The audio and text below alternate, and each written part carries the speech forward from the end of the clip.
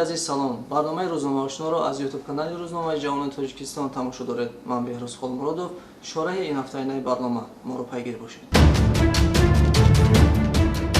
ин ҳафта паёми президенти ҷумҳурии тоҷикистон пешвои миллат муҳтарам эмомалӣ раҳмон ба маҷлиси олия ва вакилони маҷлиси намояндагон ироа гардид ва мавзӯи мазкур маводи меҳварии аксар рӯзномаҳои даврӣ буд. дар баробари дигар соҳаҳои хоҷагии халқи кишвар дар паёми президенти мамлакат соҳаи ҷавонон ва варзиш ва мавриди таҳлил ва баррасӣ қарор гирифт. рӯзномаи ҷавонони тоҷикистон дар шумораи рақами 4 худ матни пурраи паёмро ҷой кардааст. аз ҷумла сарвари кишвар таъкид намуданд ки ҷавонони мо дар рушди тамоми соҳаҳои иқтисодию иҷтимоии кишвар саҳми бисёр арзишманд гузошта, нақши онҳо аз иштирок дар бунёди иншооти азими мамлакат то хизмати содиқона дар сафи қувваҳои мусаллаҳ, хизмати сарҳади давлатӣ, суботу оромии давлат ва ҳаёти осоиштаи мардуми тоҷикистон арзодаи таҳсин ва боиси ифтихори ҳар яки мо мебошад. дар самти варзиш бошад, пешвои миллат аз иншоотҳои тозабунёди варзишӣ дар саросари кишвар ёдовар шуда қайд намуданд ки агар соли 1991 дар мамлакат қариб 1000 иншооти варзишӣ фаъолият дошта бошад, пас соли 2020 шумораи онҳо ба 10220 адад расонида шуд. шумораи иншооти варзишӣ дар даврони соҳибистиқлолӣ беш аз 9 баробар зиёд гардидааст. тибқи оморе ки дар паёми сарвари давлат садо дод, танҳо дар соли 2020 яъне соли пандемия ва шароити мушкили иқтисодию молиявӣ барои наврасону ҷавонон дар шаҳру ноҳияҳои кишвар 147 иншооти варзишӣ бо харҷи беш аз 1 миллиарду 63 миллион сомонӣ сохта ба истифода дода шудааст. маврид ба зикр аст ки ба хотири ҳавасманд намудани варзишгарон аз соли 2015 инҷониб ҷоизаи президенти ҷумҳурии тоҷикистон дар соҳаи варзиш таъсис дода шудааст ки то имрӯз қариб 200 нафар варзишгарони ҷавон соҳиби он гардиданд.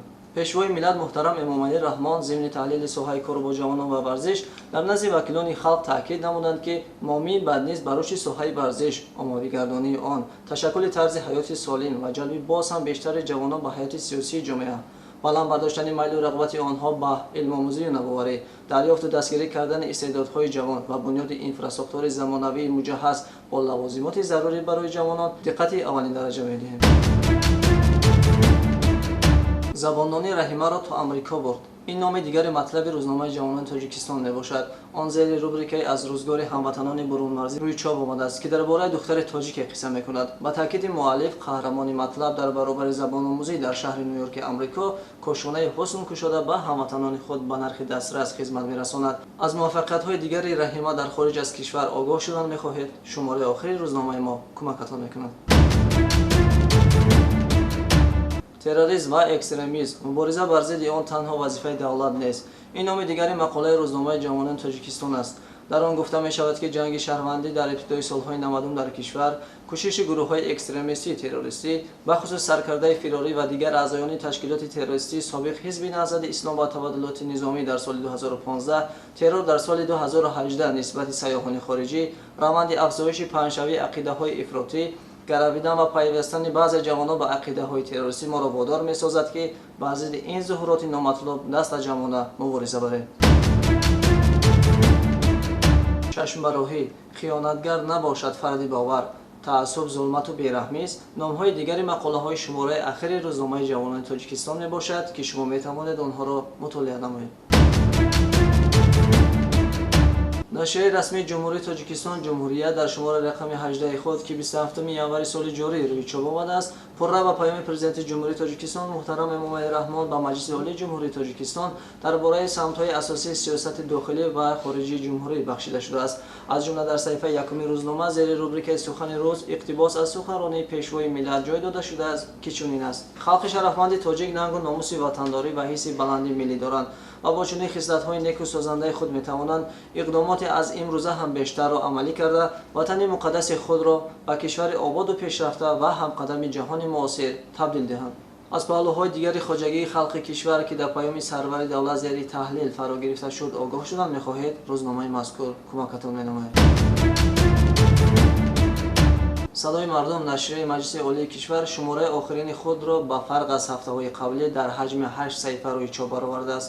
дар он дар баробари паёми президенти ҷумҳурии тоҷикистон ба маҷлиси олӣ, инчунин аз ҷараёни иҷлосияи панҷуми маҷлиси миллии маҷлиси олии ҷумҳурии тоҷикистон давлати шашум ки таҳти раёсати раиси маҷлиси миллии маҷлиси олии кишвар муҳтарам Рустами Эмомалӣ 25 январ баргузор гардид, гузориши муфассалро зери номи қонунҳо ҷонибдорӣ ҳисоботи прокурори генералӣ ба маълумот гирифта шуд рӯи чоп овардааст. дар он оварда шудааст ки қонунҳо созгор ба талаботи консепсияи сиёсати ҳуқуқӣ ва барномаи ислоҳоти судии ҳуқуқӣ мебошанд. аз рафти иҷлосии панҷуми маҷлиси миллии маҷлиси олии кишвар пурра огоҳ шудам мехоҳед шумораи рақами 11 нашри мазкур кӯмакатон мекунад. сада ҷашни аҷдодӣ ин номи мақолаи ин ҳафтаинаи минбари халқ аст. дар он ҷиҳати чӣ гуна ҷашн гирифтани ин иди ниёгонамо навишта шудааст. муаллиф нигоштааст ки ҷашни сада пеш аз фарорасии наврӯз бузургтарин иди суннатии тоҷикон мебошад. сада чун оини меҳрпарастӣ асосан пас аз анҷомёбии чиллаи калон таҷлил мегардад. он бошукӯҳтарин ҷашни аҷдодӣ бода паёме аз даврони кӯҳан аз ихтирои бузурги инсоният оташ мебошад. риёсати иттифоқи нависандагони тоҷикистон пешниҳоди асарҳоро барои дарёфти ҷоизаи адабӣ ба номи Садриддин Айнӣ ва ҷоизаи адабӣ ба номи Мирзо Турсунзода ки дар солҳои 2019-2020 нашр шуданд эълон мекунад. адабиёт ва санъат дар шумораи охирӣ нашр овардааст ки пешниҳоди асарҳо барои дарёфти ҷоизаҳои адабӣ аз ҷониби шӯроҳои адабии иттифоқи нависандагон инчунин ҳайатҳои таҳририи маҷаллаҳои Садои Шарқ, Помир ва ҳафтаномаи адабиёт ва санъат ки ин асарҳоро ба нашр расониданд сурат мегирад. барои пурра ошно шудан ба шартҳои дигари озмон шумораи ахири ҳафтаномаи мазкурро мутолиа кунед. автогадо мақолаи мазкур бо ин ном дар ҳафтаномаи СССР аз чоп баромадааст. он аз бобати талбандагӣ дар кӯчаҳои шаҳр нақл мекунад. муаллиф таъкид мекунад ки гадоҳои Русия ва Аврупо ҳунарашонро ба маъраз мегузоранд, скрипка, баян ва ғайра барои роҳгузарон намоиш медиҳанд. талбандаҳои мо иллаташонро шаливу кариву кӯрии хеш ва чӯлоқии фарзандон арзёбӣ мекунанд ки меҳнатҳои шаҳрдорӣ ва ҳукумати марказиро бо ин амалашон пас оварда имиҷи миллати тоҷикро коста мегардонанд. аз ҳилаву найранги ҷугӯҳои сариро огоҳ шудан мехоҳед шумораи ахири ҳафтаномаи мазкур кӯмакатон мекунад. пешниҳоди президент кишоварзон 1 сол аз андози ягонаи замин озод карда шаванд. ин номи маводи меҳварии ҳафтаномаи фараж мебошад.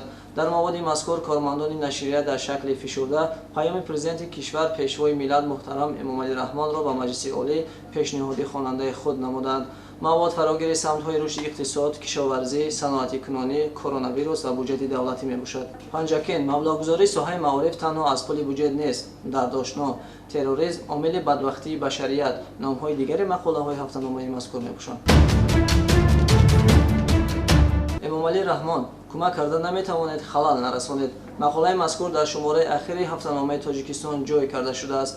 он ба нуқтаҳои муҳими паёми президенти кишвар равона шуда муаллиф таъкид мекунад ки аз андоз озод кардани кишоварзон, боло бурдани нафақаи маъюбон, стипендияи донишҷӯёну аспирантон ва авфи аъмолу дастгирии соҳибкорон марзҳои баставу муҳосираи иқтисодӣ аз нуқтаҳои муҳими паёми президенти кишвар дар соли 2021 буданд. филми бешарафӣ удабои уламои зери тоқӣ чӣ мегӯянд? роҳи муҳоҷирон боз шуд. номҳои дигари мақолаҳои ҳафтаномаи мазкур мебошад.